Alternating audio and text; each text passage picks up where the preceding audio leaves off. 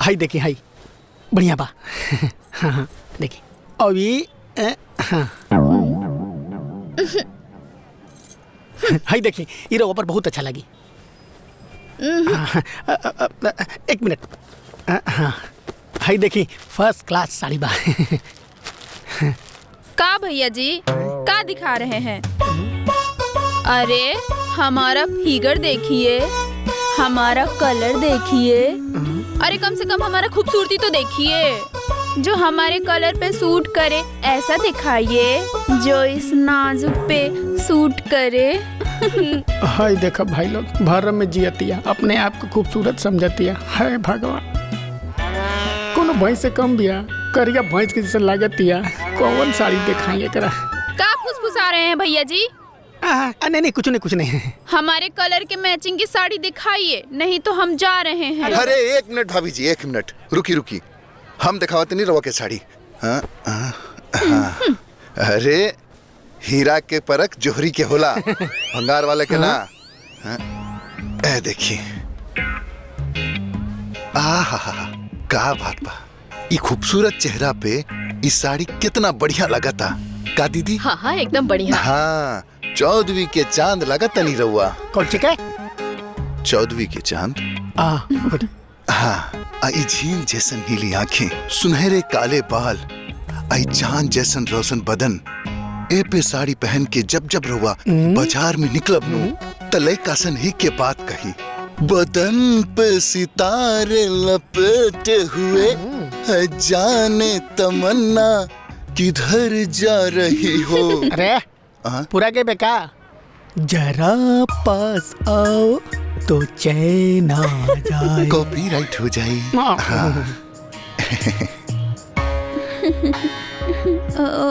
भैया जी हैं? ऐसा करिए 4-5 साड़ी मेरे लिए पैक कर दीजिए। अरे वाह, अरे एक कट पीस फटाफट 5 साड़ी पैक कर दे।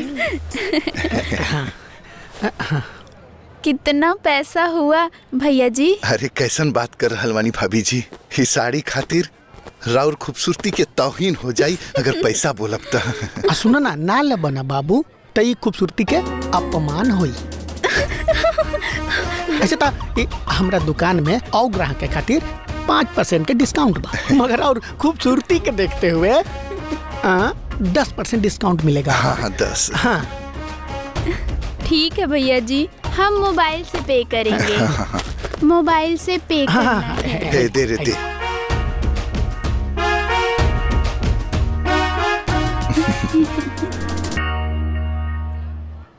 देखिए हो गया। हो गई। ला जाई। धन्यवाद भाभी जी।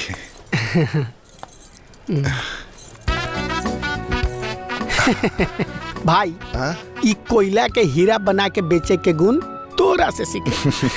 हई करियठी के इतना तारीफ कर देला ह कि मोटा के भैंसा हो जाए कुछ दिन के बाद। डिरा गइल दुदुबा जी माँ जी बोलतिया। डरा ना गइल, ठीठिया। ए जी आश्चर्य तो हमकी बात के नइखे कि जिंदा कैसे बिया।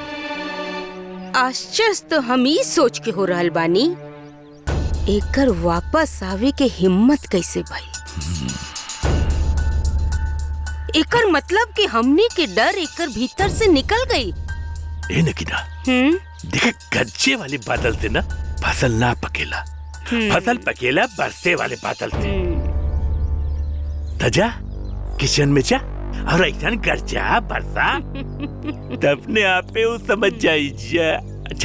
जा इंतजार करा तू लोग, देखा ये बादल कैसे गरजेला और ये बारिश कैसे होला। बरसा बरसा।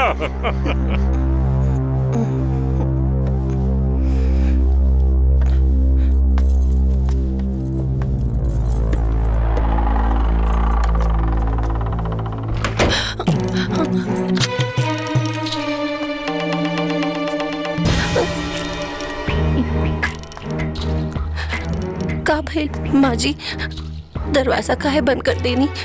तोर अक्कल के दरवाजा खोले खातिर। माँ जी हम सब पुरन की बात भूला गई बानी। रवा भी भूल जाए ना। का भूल जाई रे? दहेज में धोखा भूल जाई, बरछुआ में जो लक्ष्मी मिलत रही वो भूल जाई। तू जाने ले कि उ दिन रात के तू काहे बच गई ले?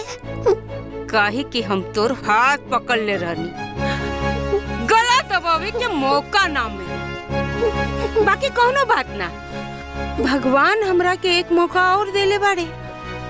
अब ई मौका के हम बिगड़े ना दे।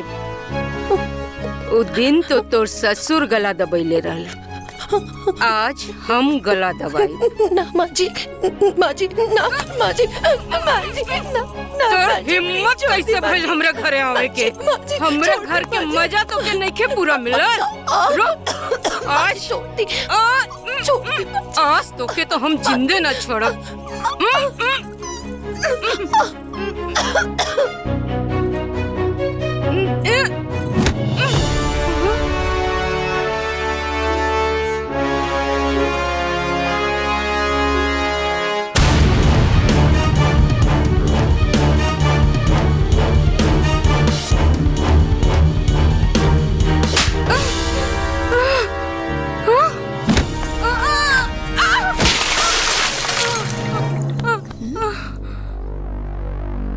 क्या हो?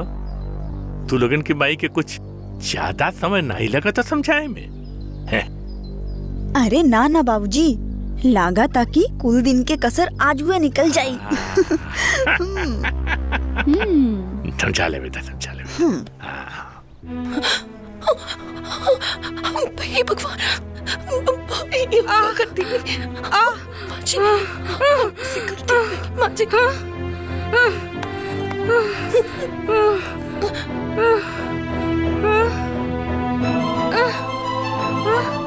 कुछ लौकत नहीं के।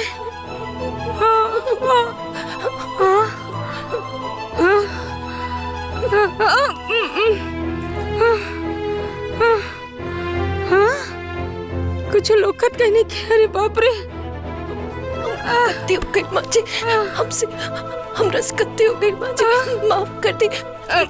ठीक तो बाकी ना माँ जी, माँ जी का कर दी, का पाप हो गई लपरा से।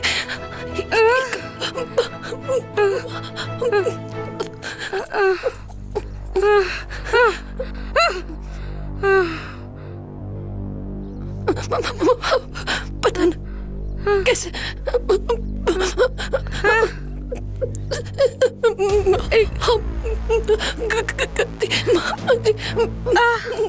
क्या कर रहल बिया?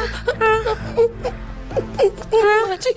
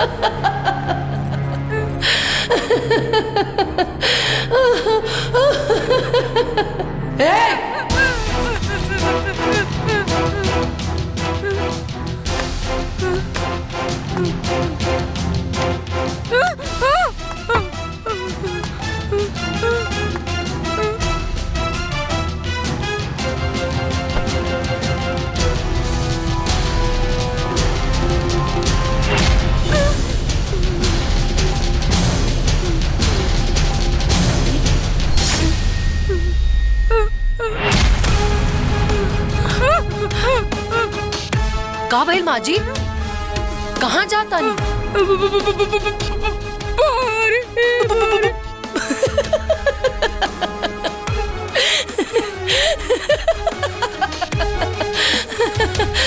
का कहानी रवा?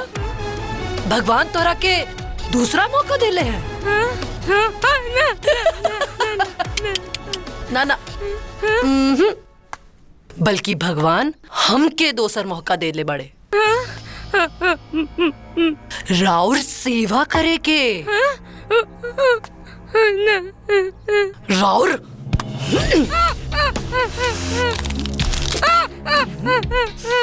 हाथ दबावे के राउर पैर दबावे के आराम से राउर पेट दबावे के वो का है ना माँ जी, गंगा में डूब के हम और मजबूत हो गए बानी।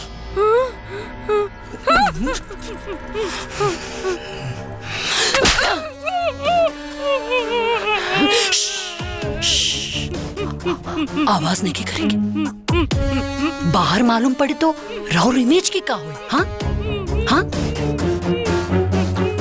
चली अब चुपचाप बाहर जाएं और केहू के एजा कांड के पता ना चली नहीं। ठीक है सासू जी? जी जी जी जी बहू जी। जी सासू जी। चली। ओए जी जी जी जी जी।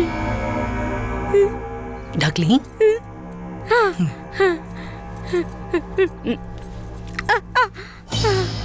जाए दरवाजा खोली सासू जी। जी जी जी बहू जी। जी जी जी जी जी।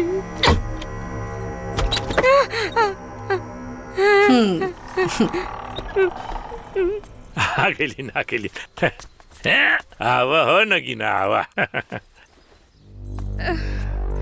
अरे नगीना क्या बात है, जब गवना करा किया रहलू तब इतना ना लजात रहलू है, और जब 4 लड़किन लड़का का महतारी बन गईलू तब का लजात हो।